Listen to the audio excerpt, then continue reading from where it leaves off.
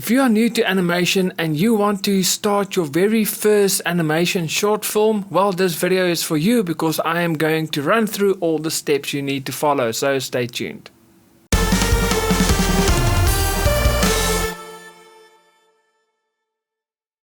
Hey guys, it's Ion here and welcome to my Start Animating YouTube channel, the channel that is specifically aimed at everyone that is new to animation. And if that is you, welcome, you are at the right place. So make sure you hit that subscribe button and also click on that little notification bell so that you can get notified every week when I upload a brand new video.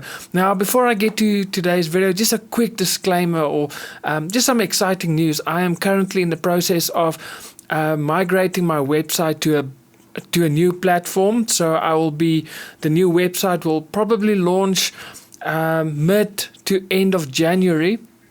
And yeah, it is going to be awesome. So I'm very, very excited. So all my online courses will be there. I will have new courses be added to the website from next year.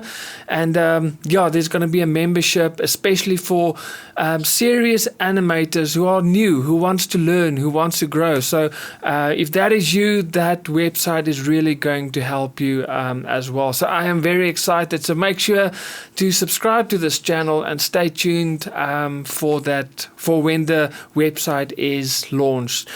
So today we are going to look at how you as a new animator can start your very first short film. Because if you are new to animation or if you want to become an animator, it is because you want to tell stories. You probably want to create a short film or a feature film one day, or you want to create your own animation series, or you want to work at an animation studio one day. Doesn't matter what you want. What you want to do as an animator, you're probably going to end up creating stories. And so today's video is going to give you the animation pipeline and just share with you how the steps you need to follow in order to create your very own short film or feature film or animation series or whatever. Okay, so the first step, there's 9 steps and I'm going to run through all of them. And the first one is you're going to need a story. Obviously, if you don't have a story, there's nothing to animate. So you're gonna need to do some story development and take some time on this. Don't just rush it. Don't just write your script and there you go. Develop your story. Make sure it has a beginning, middle, and end, the 3 acts of a good story. Maybe do some research on the 22 rules of Pixar, of storytelling. It really helps you to create good stories. So yeah, do some story development. Look at how you can create captivating characters that helps to elevate your story and characters that your audience can fall in love with. So spend some time on your story developing, and once you are happy with that, then you can start to write your script. And one tip every script writer will tell you is rewrite. Get some input. Ask someone that you know you can trust, that can give you an honest opinion, and let them read through your script and give you some feedback, and then rewrite it, make adjustments. Make sure that your script is good and you are happy with it. At the end of the day, every scriptwriter will always also tell you that they're never happy with your script. So also find a deadline. Say, okay, I'm going to go through the process. I'm going to get some feedback. I'm going to rewrite, but by this date, it needs to be finished, because otherwise you're going to keep on working and keep on working and keep on rewriting, and you're never going to get to the point where you're going to start to animate. Okay, so the first step is story. So focus on story development and then script writing. Okay, so once your story is done, your script is written, the next one is concept art. Okay, so this is also very important because you want to develop a unique style for your animation. Make sure to go check out last week's video on developing your own artistic style for your animation. So to create concept arts is really gonna help you send your animation to a specific direction. You're gonna work on a specific look and feel, and you want to get that done and dusted before you start creating your characters or your scenes and props and start animating. You want to have that look and feel of what you are going for before you do that, because obviously with your concept art you're gonna know the direction you're going to go into when you design your characters. You can't design characters and then do your concept art. You can't design characters without concept art, because then all your characters is going to start to look different and not the same, and they don't belong in the same world, or your characters and your backgrounds doesn't match. It doesn't feel like those characters belong inside the world that you've created. So concept art is very important. So it will also help you with a color palette that you can work constantly through your animation process as well, so that your whole animation kind of look consistent throughout. So the second step is concept art.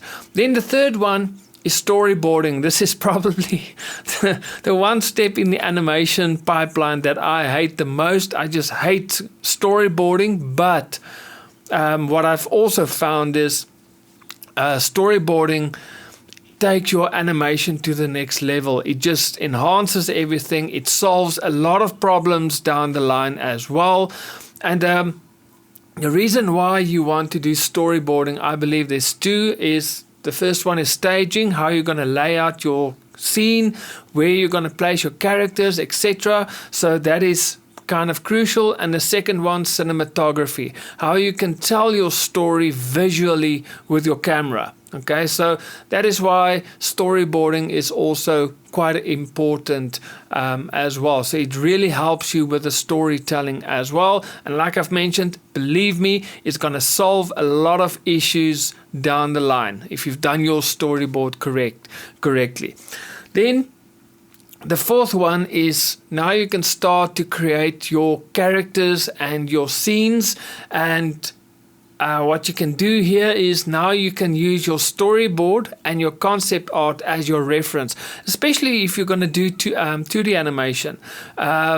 Because with 2D animation, you need to draw your scenes out. So if you have your storyboard done, you know exactly how to what to draw in your background scenes. So use your storyboarding as well as your concept art as your reference when you start designing your characters and your backgrounds as well. Then once that is done, you need to do your voiceovers. So you normally animate on top of your voiceovers. It will help you with timing, it will help you with lip syncing, etc. So you do the voiceovers before you start to animate. So the fifth step is voiceovers, and then once that is done, you can then do your animatic. Now again, I've also done a video in the past on how you can create an animatic, so feel free to go check out that video. But an animatic is basically your first edit of your animation, of your story. It's the first time that you can actually sit back and watch your story, so you can actually see, does your story work? Do you need to make some changes in the dialogue, for instance? You can also check for timing, make sure the timing is correct. And what you're going to need for your animatic is your voiceover recordings and your storyboard images. So basically in your editing software, you're going to import your voiceovers as well as your storyboard images, and you're going to edit your entire animation using your voiceovers and your storyboard images. And you build your animation so you can see, does everything work? Does the story flow? Is the timing correct? So you do that in your animatic. And once your animatic is done, you can now start with the animation process. So you export short clips from your animatic and you animate over that. And then once that is done, you export your animation as a video, import it back into your animatic, and you replace your storyboard images inside your animatic with a final animated video. And then obviously as you animate all the short clips, once you put it together, you're going to start to build your whole animation, and then you can just check, does one clip flow nicely into the next, and do you maybe need to make some changes as well? So that is your animation process, and you animate everything for your animation. So the next step number 8, we're almost done, is sound design. Okay, so inside your Animatic, inside your editing software, you can now add sound effects. So for example, if you have a character punching another, you can maybe just add that punching sound. So you add all your sound effects, and you can also add your background music if needed. So that is something that you can also add. So you build your audio, everything the audience is going to hear, you can now do in your sound design.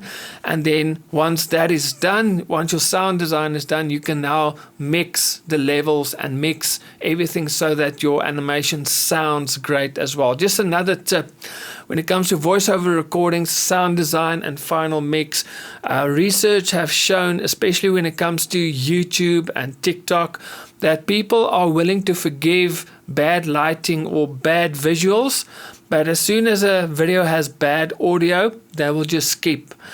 So make sure your animation has good sound. So the voiceover recordings was done good, great mics, it sounds good.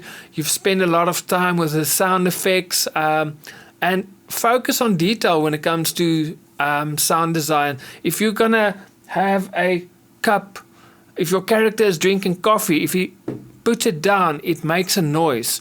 So really dive into the detail of your scene and see what do I need to add in the scene to make it sound realistic, because it really, the sound also helps to create the environment. Like for instance, if you are in a bathroom and you talk, it sounds differently. The ambience sounds different than if you are standing outside and you're talking. So that is also things you need to keep in mind, especially when you are mixing your audio, your animation, so that everything, you also create environments with your audio as well. So that is the second last step, the sound design, adding the sound effects and mixing everything down so that your animation sounds good as well. And then the final step, and that is actually not the final step. I think the final step is rendering your final thing. But the final step is post-production. So I call it post-production because this is the final touches. You're adding some special effects. So for example, if your character is throwing a fireball and you just want to add some more lighting to,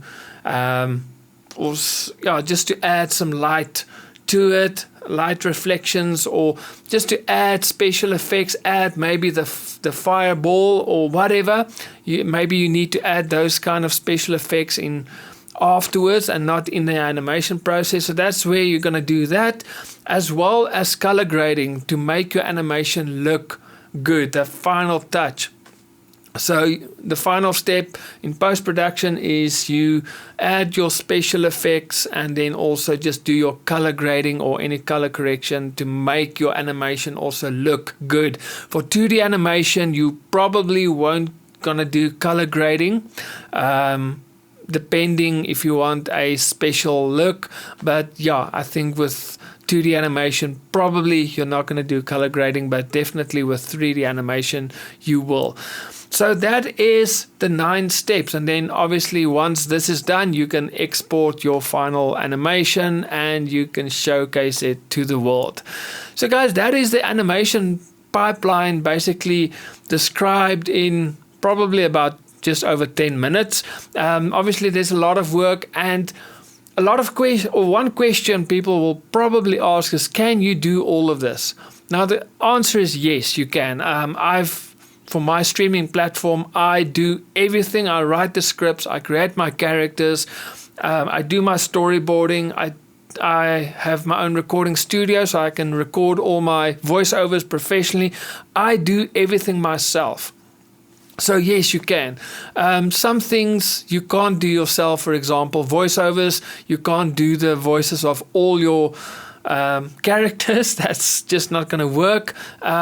So you probably might need to get other people in for voices. Maybe you're not a good artist, so you might have to get people to draw the backgrounds for you or create the characters for you. So yes, in some cases you might need to get other people in to help you, but for most of it, it is possible to go and do everything yourself.